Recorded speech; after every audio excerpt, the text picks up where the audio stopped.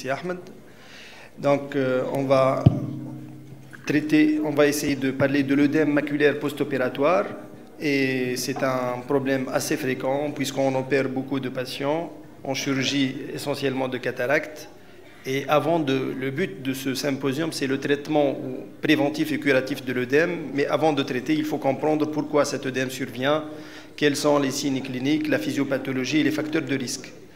Donc, je vais commencer par un cas clinique habituel. C'est une patiente âgée de 61 ans qui a eu une chirurgie non compliquée de cataracte, une phacoemulsification sans incident, et qui consulte 2 mois après pour un syndrome maculaire de cet œil. Donc l'acuité visuelle était réduite à 1/10 après une initiale amélioration et la patiente est un peu déçue. Vous voyez sur l'OCT, je n'ai pas fait d'angiographie, mais sur l'OCT, elle montre un œdème qui est vraiment central avec une petite hypermie de la papille.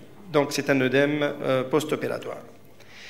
Donc l'œdème maculaire post-opératoire est une cause de baisse d'acuité visuelle après chirurgie ophtalmologique, principalement après chirurgie de la cataracte. Il a été décrit pour la première fois, c'est la première description, en 1953 par Irvine, et c'était Gass et Norton qui ont montré l'aspect angiographique en 1966. Il est plus communément connu sous le nom d'Irving Gass. Il apparaît généralement entre le 1er et le 6e mois après la chirurgie, mais généralement entre le 2e et le 3e mois. Sa définition est variable en fonction de la méthodologie utilisée pour la détection clinique, angiographique ou OCT. La prévalence, donc, comme on l'a dit, elle est très variable en fonction des critères diagnostiques. Si on prend des définitions cliniques, il est peu fréquent avec une incidence variant de 0,2 à 2%, toute chirurgie confondue. Il est plus fréquent sur le plan angiographique, allant jusqu'à 30 et 40% si on va s'amuser à faire des angiographies à tout le monde. Et sur l'OCT, les études aussi, c'est selon les critères retenus pour la définition de l'œdème. Sa prévalence varie généralement entre 3 et 7%, allant jusqu'à 40% dans certaines études si les critères sont donc peu restreints. Donc, selon le type de chirurgie, c'est vrai qu'il y a une diminution, heureusement, nette du risque d'évolution de l'œdème maculaire avec l'évolution et l'avancée des techniques opératoires. La fréquence était de l'ordre de 66 à 23% pour les intracapsulaires. Elle est passée à 1,2 à 2,3 pour les extracapsulaires et actuellement moins de 1% pour les cas de phacoemulsification. Mais l'œdème maculaire, il persiste, on le voit. Qu'est-ce qu'on est pour la chirurgie, la femto-cataracte, donc la chirurgie au femto-laser? Il y a des études qui ont montré, il y a peu d'études, mais il y a des études qui ont montré un taux plus bas, mais ça semble être le même taux qu'après phacoemulsification classique. Après vitrectomie, il y a un pourcentage plus important et ça dépend aussi du type d'indication. Par exemple, on a un œdème maculaire dans 5% si l'indication était pour des cols flottants intravitréens, 13% à peu près pour les membranes hyperétiniennes, 15% pour les chirurgies combinées, cataracte et membrane hyperétinienne. Et il semble que le pelage de la limitante interne et l'utilisation de l'huile de silicone augmentent le risque de survenue d'œdème maculaire. Les facteurs de risque, il y a des facteurs liés au patient, il y a les facteurs, ça a été dit par Rim ce matin. Donc l'âge du patient, le diabète favorise le risque d'apparition d'œdème maculaire, même en l'absence de rétinopathie diabétique. Et s'il y a rétinopathie diabétique, ce risque augmente. Et là, il y a parfois œdème maculaire préexistant. Ça peut s'aggraver. Est-ce que c'est l'Irving Gass? Est-ce que c'est l'aggravation de l'œdème maculaire diabétique? C'est une discussion. L'uvéite, on sait que tout malade qui présente une uvéite, surtout active, non traitée, il est plus prédisposé à faire un Irving Gass. Une note particulière pour l'arthrite juvénile idiopathique où l'œdème maculaire post-opératoire peut survenir dans près de la moitié des cas. L'utilisation préopératoire de prostaglandine, d'analogue de prostaglandine, est un facteur de risque. Le type de chirurgie, comme on l'a vu, le type d'implant. L'implant clippé donne plus d'œdème maculaire que l'ICA classique à fixation angulaire et plus que l'implant ICP, donc dans la chambre postérieure et a fortiori dans le sac. Les autres facteurs de risque, il y a les complications péropératoires et c'est des facteurs de risque importants, surtout la rupture capsulaire avec issue de vitrée, où le risque augmente à 10 et 20%, l'incarcération de vitrée dans les berges, l'incarcération de l'iris aussi, avec évolution vers la chronicité dans ce cas, et la chute de noyaux ou de fragments cristalliniens dans le vitré sont associés à un risque élevé d'œdème maculaire. La phototoxicité est discutée, donc la lumière du microscope serait-elle un facteur de risque? Ce n'est pas prouvé en tout cas. La physiopathologie de l'œdème, l'œdème maculaire post-opératoire, il est multifactoriel. Il y a une théorie inflammatoire, donc c'est la prépondérante. Donc il va y avoir, au cours de la chirurgie, surtout si on manipule ou on touche l'iris, libération de prostaglandines, de cytokines pro-inflammatoires et d'autres médiateurs de l'inflammation comme la sérotonine et l'histamine qui jouent un rôle essentiel dans la genèse de l'œdème maculaire post-opératoire. Il y a d'autres substances pro-inflammatoires comme le platelet activating factor, les leucotriènes et d'autres cytokines comme le VEGF qui interviendraient dans la genèse de l'œdème. Et tous ces facteurs vont entraîner une augmentation de la perméabilité par altération de la barrière hémato-aqueuse d'abord, puis lorsqu'ils passent dans le vitré, ils vont altérer aussi la barrière hémato-rétinienne interne par les capillaires rétiniens et externes constitués par l'épithélium pigmentaire rétinien. La théorie tractionnelle est certaine dans certains cas de chirurgie compliquée où il y a une traction même évidente parfois ou une bride vitrienne incarcérée dans les berges. La phototoxicité reste toutefois controversée.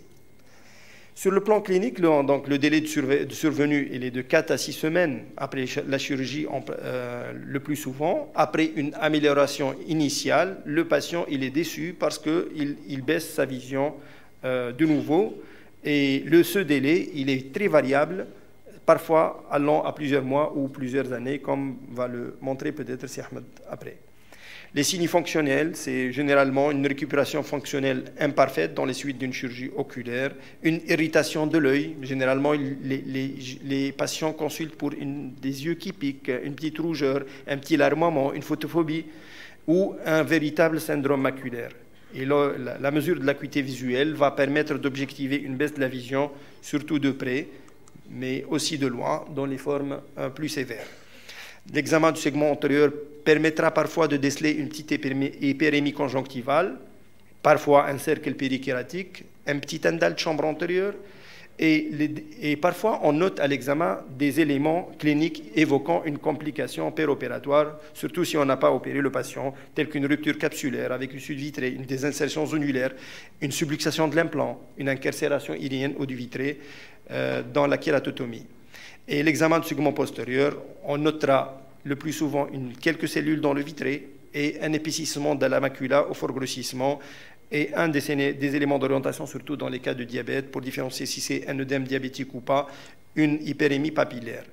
L'angiographie à la fluorescine montre l'aspect classique en pétales de fleurs avec les différentes logettes cystoïdes, avec donc remplissage des différentes logettes. Et l'œdème est généralement confiné à la région maculaire, contrairement à l'œdème maculaire diabétique où on peut trouver qu'il n'est pas très centré par la fovula, il n'est pas uniforme comme ici.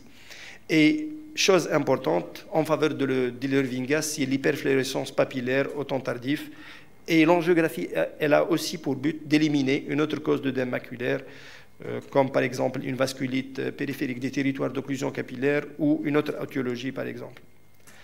L'OCT, c'est un examen clé, c'est facile, anodin pour le diagnostic de l'œdème post-opératoire. Elle montrera l'aspect évident, typique d'œdème, de logette d'œdème intrarétinienne, associée parfois à une petite lame de DSR. Et l'examen de la couche ellipsoïde est très utile pour objectiver une éventuelle atteinte des photorécepteurs. L'OCT angiographie ne diffère pas significativement de l'aspect des œdèmes compliquant des pathologies vasculaires rétiniennes. On va trouver des logettes hyporéflectives dépourvues de capillaires, comme pour tout type d'œdème. Et pour l'autofluorescence, elle peut montrer une atténuation de l'hypo-autofluorescence foveolaire avec visualisation des logettes cystoïdes centrales iso-autofluorescentes. L'évolution, le plus souvent, l'évolution même spontanée est favorable dans la majorité des cas, mais ça prend parfois quelques mois pour évoluer. Et dans 1 à 3% des cas, l'œdème peut persister et l'augmentation des kystes intrarétiniens pouvant aboutir à la création de trous lamellaires ou de trous maculaires, donc aboutir à une baisse définitive de la vision. Et l'altération des photorécepteurs par l'œdème chronique peut aboutir donc à une baisse irréversible. Malgré la résorption spontanée ou traitée, certains cas ont tendance à devenir chroniques et à récidiver, donc évoluer sur le mode chronique avec des poussées d'œdème.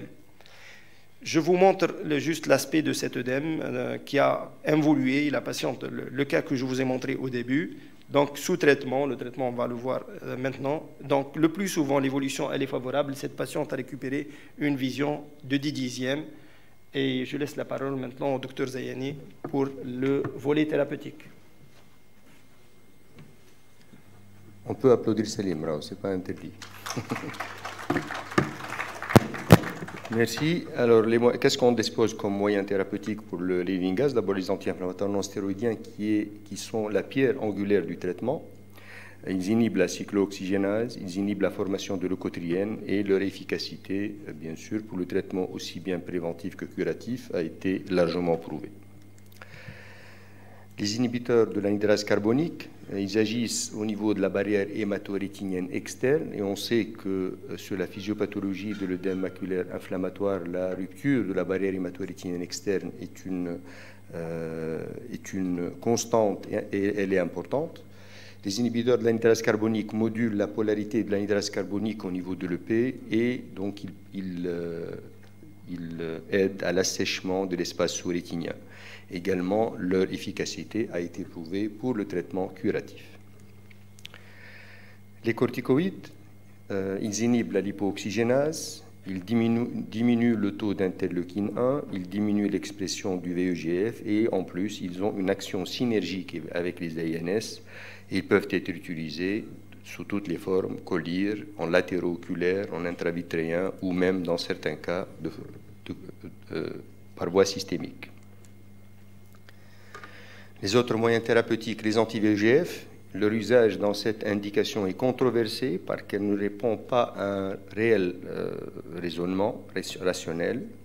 Les résultats sont effectivement discordants avec les anti-VEGF. Ils peuvent être bien sûr efficaces dans certains cas. Il reste quand même un traitement de troisième intention. Enfin, la chirurgie qui a des indications très particulières, s'il y a des fragments cristalliniens dans le vitré ou s'il y a une bride vitréenne qui est incarcérée dans la berge. Alors pour les indications, d'abord l'indication du traitement préventif. Bien sûr, la meilleure, comme l'a dit Céline tout à l'heure, la meilleure prévention, c'est la chirurgie la plus parfaite possible. Bien sûr, éviter les ruptures de capsules, surtout éviter de toucher à l'iris pendant la chirurgie. Le traitement préventif associe les AINS, comme nous l'avons dit, qui sont la pierre angulaire du traitement préventif et curatif de l'Irving gas, et les corticoïdes. En général, les protocoles donnent un collyre AINS et un collyre corticoïde 3 à 4 fois par jour.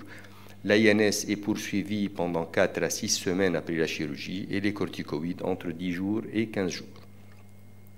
Dans certains protocoles, les auteurs indiquent de commencer les AINS 24 ou 48 heures avant la chirurgie. Pour le traitement curatif, le maître mot, c'est l'escalade thérapeutique et vous avez ici les recommandations de la Société française d'ophtalmologie pour le traitement de l'Irving gas. Donc le traitement commence par une association, comme nous l'avons dit, d'AINS et d'AIS, donc corticoïdes et AINS en collyre, associé à du diamox, de l'acétaldézolamide, à la dose de 250 à 500 mg par jour. Ces moyens thérapeutiques sont poursuivis pendant 3 semaines, puis on fait une évaluation. S'il y a une amélioration, on continue le traitement pour 4 à 6 semaines.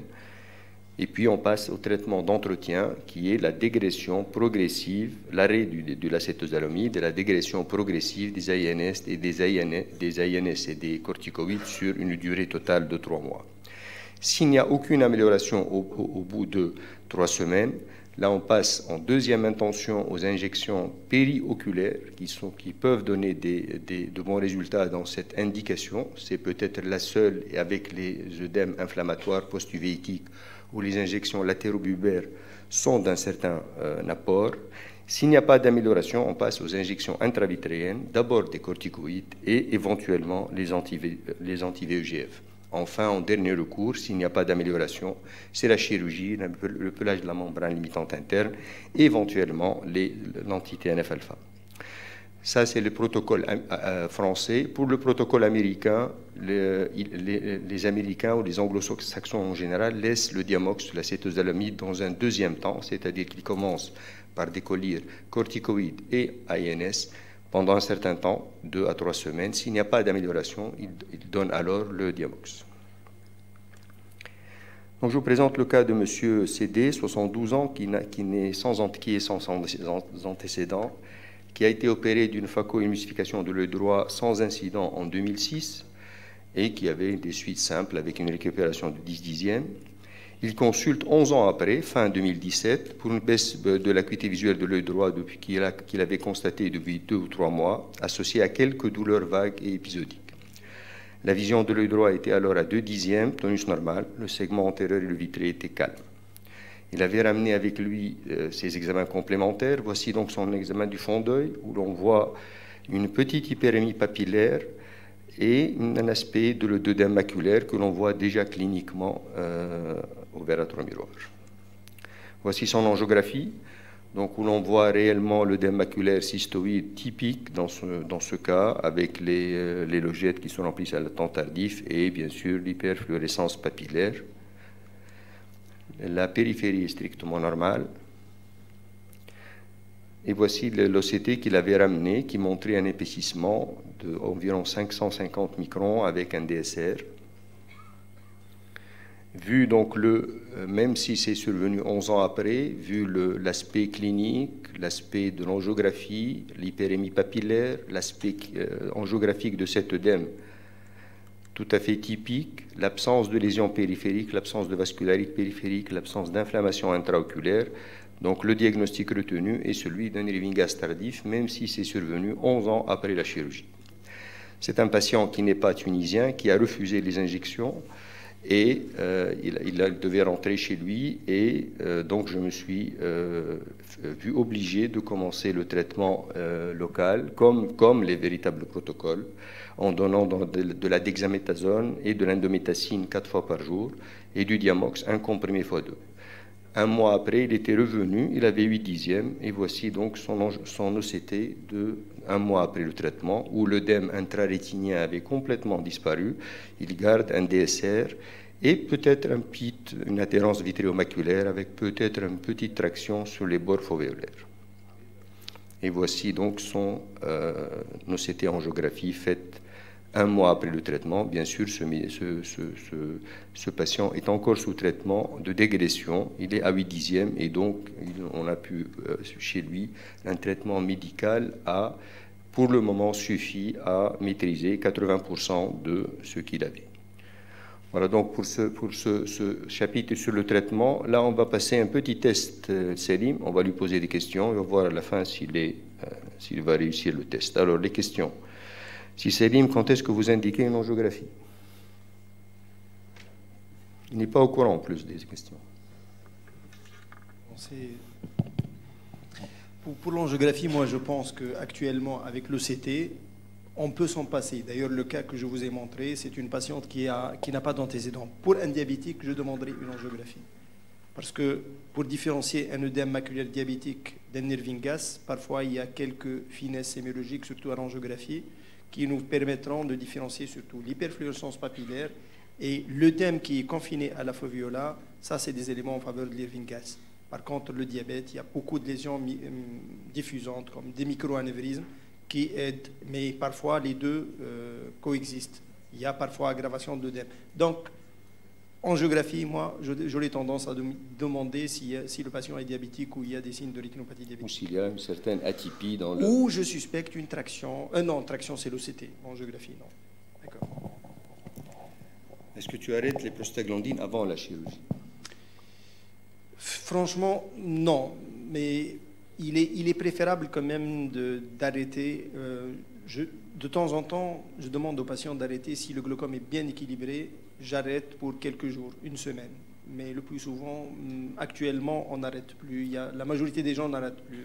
Dans la salle, qui arrête les prostaglandines avant d'opérer une cataracte? Qui n'arrête pas? J'imagine que tous ceux qui n'ont pas levé la main n'opèrent pas. Donc il y a une majorité qui n'arrête pas les prostaglandines. Alors, quelles sont les précautions à prendre particulières quand il y a un terrain à risque, une uvéite, un diabète, une occlusion veineuse? Bon, il faut essayer que tout se passe bien sur le plan. Il faut essayer que tout se passe bien sur le plan chirurgical. Commencer de préférence les anti-inflammatoires non stéroïdiens, particulièrement l'indométacine en préopératoire. Mais on sait bien, j'en ai quelques patients qui ont développé un œdème maculaire post-opératoire et qui n'avaient aucun facteur de risque et qui n'avaient aucune complication péropératoire. Donc, essayez de faire pour tous les patients, pas uniquement pour ces patients où il y a des facteurs, que les conditions opératoires se passent dans les meilleures conditions. Alors, est-ce que tu es d'accord sur le protocole qui a été avancé, c'est-à-dire 2 semaines, peut-être moins, de corticoïdes et 4 à 6 semaines de... C'est ce que je fais maintenant, je ne sais pas. Ça fait longtemps, j'ai eu 1 ou 2 cas d'Ervingas pendant des 5 ou 6 ans. Et c'est des cas qui se sont bien passés comme sur le plan opératoire. Moi, c'est vrai qu'en préopératoire, j'oublie de donner les anti-inflammatoires non stéroïdiens la veille ou 2 jours ou 3 jours avant la chirurgie. Mais j'associe anti-inflammatoires non stéroïdiens à type d'indométacine dans tous les cas que je laisse pendant 1 mois et demi à 2 mois pour les diabétiques. Et je donne les corticoïdes entre 1 et 2 semaines, seulement en post-opératoire. Le plus souvent, ça se passe bien. Et d'ailleurs, j'ai mené à l'hôpital une étude avec le flair. Avec la phacoemulsification, le rétablissement de la barrière hémato-aqueuse est très rapide. En 1 semaine, on est presque à un peu plus que la valeur normale préopératoire, mais ça baisse rapidement. S'il y a une chirurgie compliquée, combien tu prolonges le traitement? Pas plus que 2 mois. Il faut bien nettoyer. Il faut bien nettoyer le vitré, ne pas laisser d'incarcération dans la plaie de vitré. Si on nettoie bien, bon, le plus souvent, ça se passe bien. Bon, ça, on avait déjà dit, les caractères distinctifs entre un Ervingas et un œdème maculaire diabétique. Enfin, ta première option thérapeutique, est-ce que tu suis les recommandations? Le Diamox, oui, non? Moi, je me rappelle d'un patient qui m'a dit, il est venu, au départ, il s'est amélioré, il était tout content, il était relativement jeune. Et 1 mois post-opératoire, il a baissé sa vision à 3-4 dixièmes. Puis, dans 2 mois, il était à 1 dixième. Et il était très inquiet, il m'a dit, bon, docteur, est-ce qu'on peut revenir en arrière? Vous m'enlevez votre implant et vous me redonnez mon cristallin. Je lui ai dit, non. Donc, les patients, ils ont peur. Moi, l'escalade, je suis d'accord.